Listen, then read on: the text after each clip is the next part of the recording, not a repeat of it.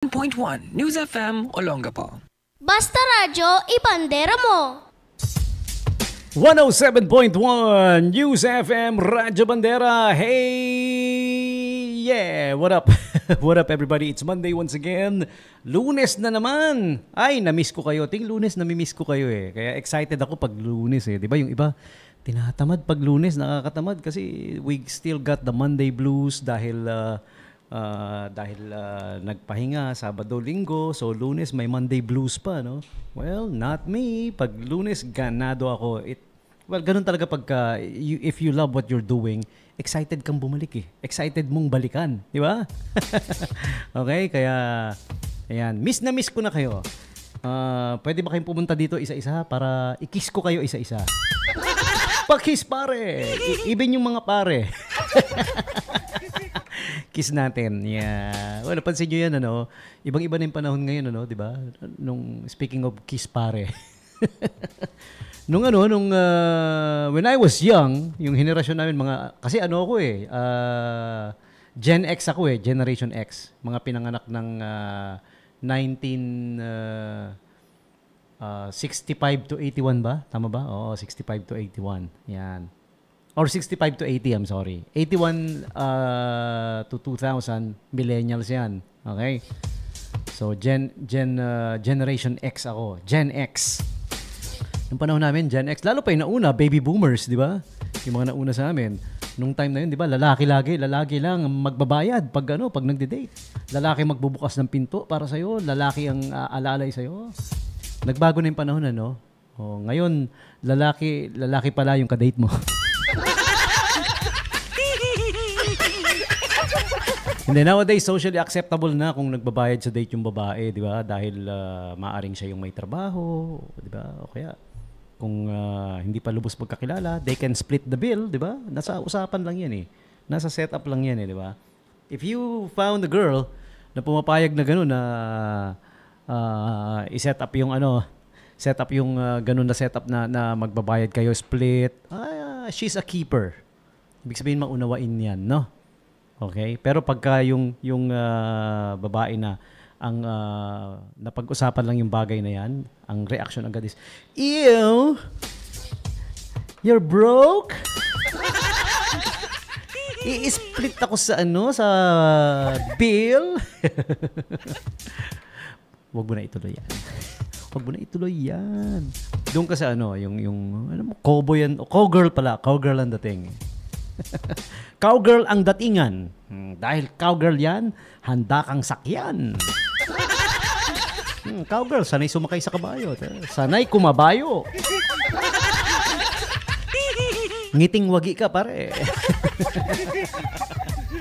Okay, so what I'm trying to say is welcome nga ulit sa Bandera Night Jams with DJ Tommy G. Hi sa mga yung mga Olongapo related pages. Alam mo, nakakatuwa ang mga Olongapo related pages, no? Ang daming nag-share ng minsan yung yung comments ang pinakamasayang part eh, no? Pag nakikita mo nag-aaway-away yung mga nasa comment. may pinaglalaban, no? Pero nakakatuwa din naman yung mga admin ng mga pages na yan. Salamat sa sa pag let through ng Bakit nga naman hindi? Kasi Olongapo related pages. Tapos magpo-post ka ng live video ng Radyo Bandera Olongapo. Olongapo relate na relate, di ba? Kasi nabanggit ko lang yan. May mga pages kasi na ayaw magpa ng Olongapo News FM. Para saan pa ginawa mong Olongapo yung page, di ba? Di ba anong sabi sa mga page na yan? Ginawa ang page na to para tayo magkaalaman, magkabalitaan ng mga nangyayari, kaganapan sa Olongapo. Diyos mio. Hindi pinapalagos yung yung ganitong video, samantalang may makikita ka tad ng for sale this, for sale that. Sanglang tira. Nothing against it. Okay naman yun. Lalo na kung dito sa Olongapo nangyayari yung mga for sale.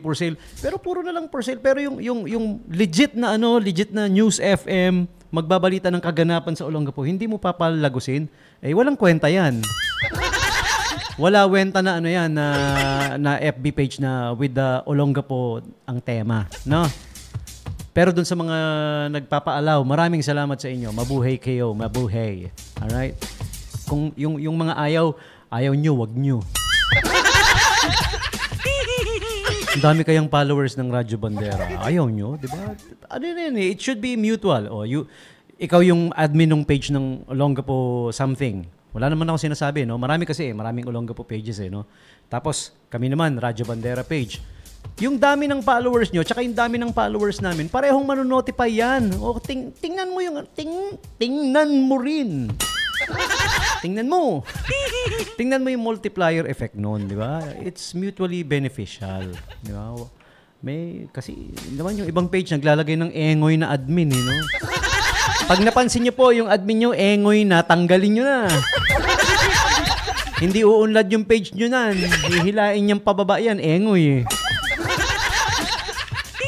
Ako at the first sign of engoyness sa tao, first sign of engoyness na, alam mo yon, yung nangihilang pababa, yung ayaw nalalamangan ng ugali, ay, hihilain ka pababa niyan. Iwas na kagad ako. Umiiwas ako pagka ganun, no? Yung ugaling ayaw padaig. Gusto, bida-bida. Well experienced ako sa ganyan. No? Pati sa bossing. Bossing na nga, bida-bida pa. Samantalang ang true leader, inaangat yung tao niya. Hindi yung gusto niya, inaangat niya yung sarili niya. Hindi leader yun. Ano yun? Bosabos. Letter B din. Pag lalaki, bobito. Pag babae, bobita. Ganon. Lunes na Lunes, anak ng Radyo Bandera. Uy, mainit ha. Okay. Ito hindi. Disclaimer lang ha. Baka may mga magalit sa akin. Hindi sa akin ang galing, ha. Napanood ko lang sa YouTube. Tsaka pinag-uusapan na rin sa mga sa mga news outlet, sa online news. Alam niyo 'yon, yung meron kasing nag-release ng video, diniscuss niya yung ginawa niyang topic yung mga binitawan na words ni Robbie Tarosa. Kilala niyo ba si Robbie Tarosa? Naalala niyo si Robbie Tarosa? Siya ay isang matinee idol back in the 80s, 90s, no? Sumikat yan. Gwapo-gwapo eh. Mistiso na Pinoy. Mistisuhin. Kita mo? Alam mo yung mga mapuputi yung muka na mga K-pop ngayon? Tsaka yung mga Thailand telenovela, di ba? Ang puputi ng mga muka. Pag pinunasan mo ng tissue, nagpupulbos yung tissue. Nakatapal lang pala. Hindi si Robbie Tarosa, talagang legit. Gwapo talaga. Tsaka ang puti. Hindi yung hindi yung may double, triple layer lang ng foundation. Talagang gwapo si Robbie Tarosa. Kaya lang, ngayon nga, member na siya ng LGBT community. Nothing against it. Kung doon siya masaya, supportahan na ka. Yun. Galit na galit si Robbie Tarosa kay Senator Jinggoy. Alam niyo yung revelation niya? Hindi raw Jinggoy, kundi Jingay. Again, inuulit ko hindi sa akin galing yan nakapublish na yan. So, kinikwento ko lang sa mga hindi pa nakapanood. Baka hindi nyo pa napanood, hindi nyo pa nakita. No, nasa news na rin naman eh. Jingay daw, hindi Jinggoy, sabi ni Robbie Tarosa. And pinanood ko yung YouTube video. Ang sinasabi niya, kaya siya galit na galit. Legit naman yung galit niya kung totoo man yun allegedly kung totoo man yun. Inagawan siya ng boyfriend. Kaya ang tindi ng galit ni Robbie Tarosa kay Senator Jinggoy. Jingay daw, pare. Isa pa sa mga sinabi niya dun sa report, hindi niyo ba napansin? Laging nakasupport sa men's basketball team nila. Lagi raw yan may basketball team dahil napapanood ko nga yung Letran Knights, sponsored ng San Juan yun yung Letran Knights Yan, so laging it's being sponsored by the Stradas yung Letran Knights. Nakita nyo na ba yan sa news? Kung hindi pa, i-search nyo search nyo sa YouTube, nandoon. Tapos nandoon din yung mga sinabi ni Robbie Tarosa. May dinawit pang isa si Joed Serrano ba yun? Parang yun.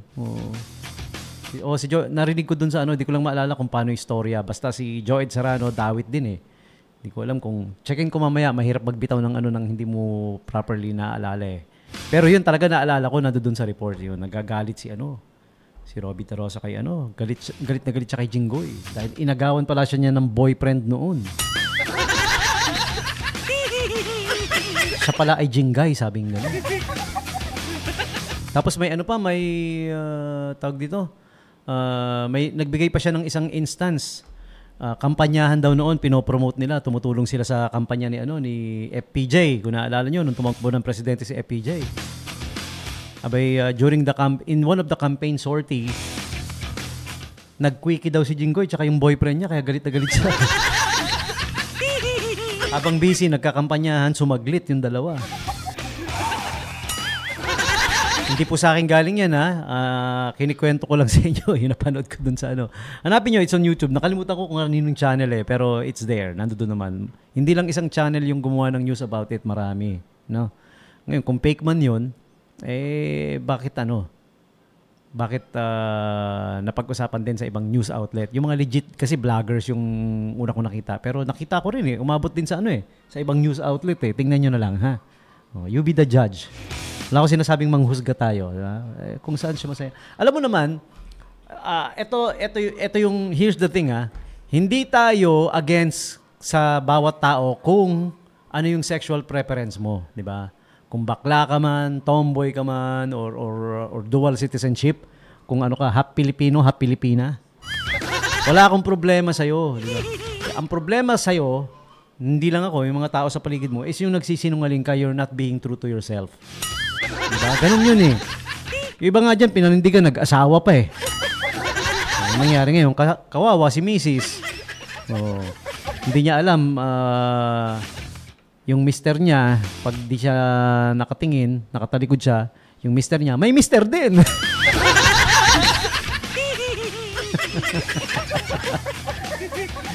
Yung mga anak naman niya, hindi nila alam, ang tawag nila, Papa.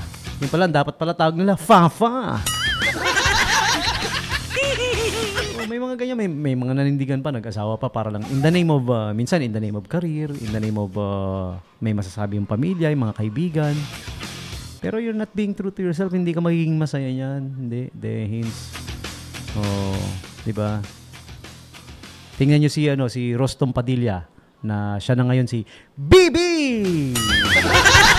Gandang hari! Bebe! Gandang hari. Tingnan niyo, ang saya-saya niya, di ba? Ang saya sa buhay niya. She wrote a book. Nag-transformation siya and pinaalam niya sa lahat. Nung una, siyempre, ang dami nagalit, lalo-lalo na kung machong-macho yung mga kapatid niya, Yung mga, di ba? Naging action star pa nga yan, si Rostom Padilla, Pero ngayon, tingnan nyo, masaya siya. He lives in New York ba? Di ba? Naging entrepreneur siya. He let it out, di ba? Ang saya-saya.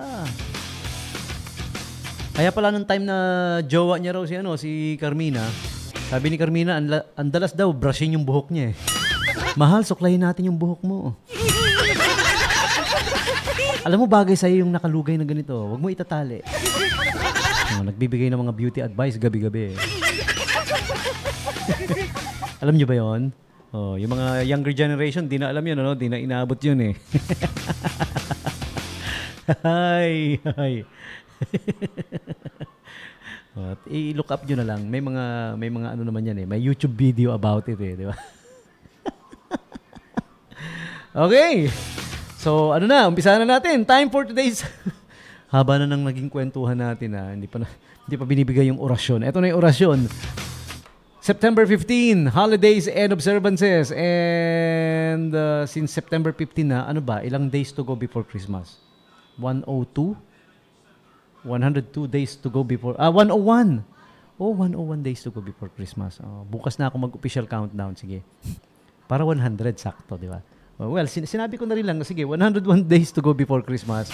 It's gonna be quick. Lalo na pag nag-100 na, everybody's gonna be counting down. Mabilis na yan. It's gonna be real quick. Alright, and this segment is being brought to you by Angel's Pizza Olongapo City. Ayan, they're more than just pizza. And speaking of which, they got this delicious carbonara. Alright? Whether in a platter or pang maramihan, pang solo, okay? It's creamy, dreamy, and also cheesy. Indulge in our classic carbonara made with creamy sauce, savory bacon, and a sprinkle of cheese. It's a comforting hug in every bite. The perfect satisfying meal for any time of the day, whether you're feeling generous or claiming every bite for yourself. All right? So visit Angel's Pizza now. They are located at number 395 Rizal Avenue Extension, Olongapo City. Caller text 0927-117-9020. And they are open from 8 a.m. to 12 a.m. 8 a.m. to 12 midnight. Visit their Facebook page, ha? Para makita nyo yung menu because they're more than just pizza. Alright? There are a whole lot more.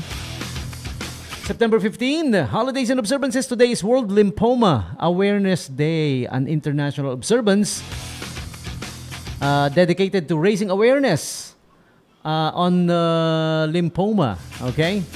An increasingly common form of cancer. All right, it is a global initiative hosted by the Lymphoma Coalition, or LC.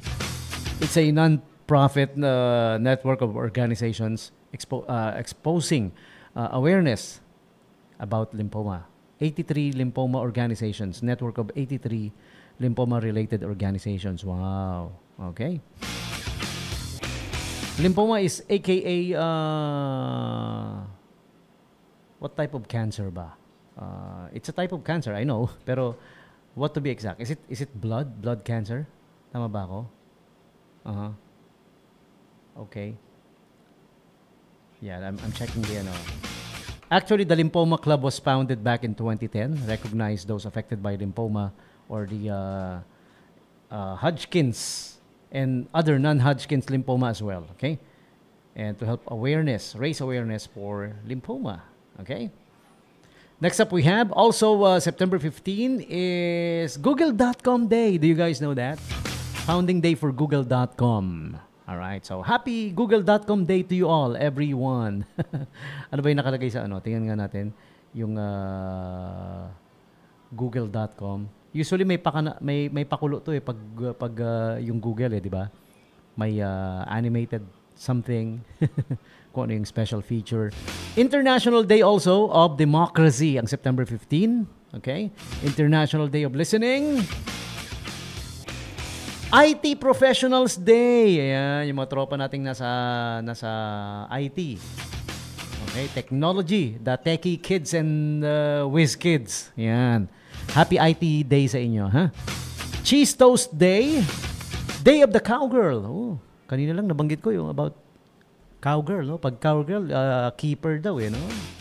Pakasalan mo na yan. Voter Registration Day. And today is the day of Tackle Kids Cancer Day. Yan. Okay, so there you have it. Just some of today's holidays and observances.